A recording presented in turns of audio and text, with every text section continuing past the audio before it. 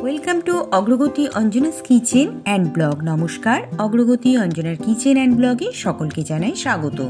শীত কিন্তু পড়ে গিয়েছে আর শীতের সবজিও বাজারে উঠতে শুরু করে দিয়েছে। আর বাজারের এই শীতকালে নতুন নতুন শাকসবজি দিয়ে নানান রকমের রান্না তৈরি করে রান্নার ভিডিওগুলো আপনাদের সঙ্গে শেয়ার করতে চলে আসব। আর আজকেও তাই শীতের একটি সবজি মূলো দিয়ে তৈরি মূলোর ডালের রেসিপি শেয়ার করতে চলে আসলাম। আজকের রেসিপির ভিডিওটি শুরু করার আগে এই ডালের রেসিপিটি সম্বন্ধে কয়েকটা কথা আপনাদের সঙ্গে শেয়ার করে নিই। এই মূলো দিয়ে তৈরি ট্র্যাডিশনাল ডালটি কিন্তু সম্পূর্ণ আমার শ্বশুরবাড়ির নিজস্ব ঘরানার একটি রান্নার রেসিপি।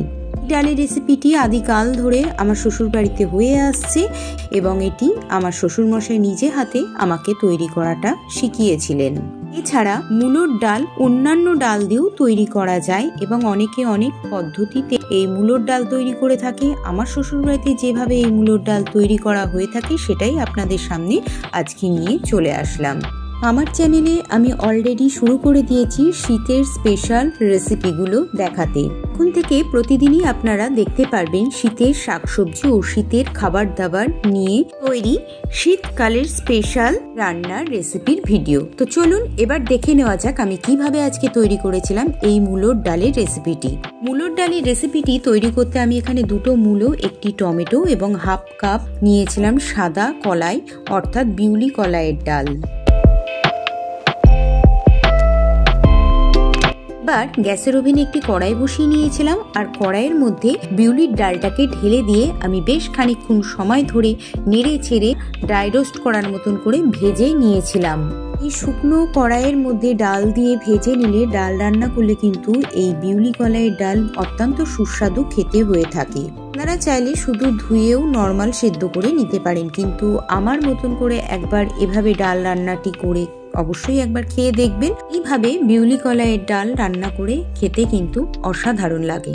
আর ভাজা আমার কমপ্লিট হয়ে গিয়েছিল। আমি ডালটাকে ভালো করে ধুয়ে নিয়েছিলাম। এরপর প্রেসার কুকারের মধ্যে দিয়ে টমেটো, দুটো কাঁচা লঙ্কা, সামান্য পরিমাণে লবণ এবং মূলোগুলোকে দিয়ে তার মধ্যে আমি 2 চামচ কাঁচা সর্ষের তেল দিয়ে সেদ্ধ করতে বসিয়ে দিয়েছিলাম। বিউলি কলাই দিয়ে মূলোর ডালের রেসিপিটির জন্য মশলার জন্য নিয়েছিলাম 2 তেজপাতা, 1 টেবিল স্পুন গোটা সাদা জিরে আর 1 টেবিল স্পুন মৌরি, হিং, আদা পরিমাণ মতন এগুলো বুঝে আমি নিয়েছিলাম। এবার শিলপাটাতে মৌরি, সাদা জিরে মানে গোটা জিরে, একটা তেজপাতা, আদা, হিং একসাথে বেটে একটা মিহি পেস্ট তৈরি করে নিয়েছিলাম।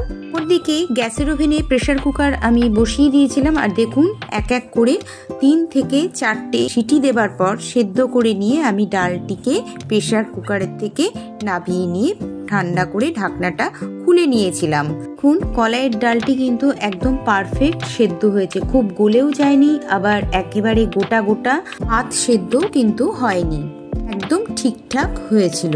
আর গ্যাসের ওভেনে আমি একটি কড়াই বসিয়ে নিয়েছিলাম, তাতে সামান্য পরিমাণে তেল দিয়েছিলাম। আমি এখানে কাঁচা সর্ষের তেল ব্যবহার করেছিলাম। তেল গরম হয়ে যাওয়ার পর আমি এখানে একটা তেজপাতা ছিঁড়ে এই ফোড়নেতে দিয়েছিলাম আর 1 টেবিল স্পুন দিয়েছিলাম গোটা মৌরি, একটা শুকনো লঙ্কা আর বেটে রাখা মশলাটিকে এই গরম তেলের ফোড়নের মধ্যে ঢেলে দিয়েছিলাম। আর ওই ফোড়নের মশলাটির মধ্যে 1 টেবিল স্পুন চিনি আর পরিমাণ মতন কিছুটা হিং ছড়িয়ে দিয়েছিলাম।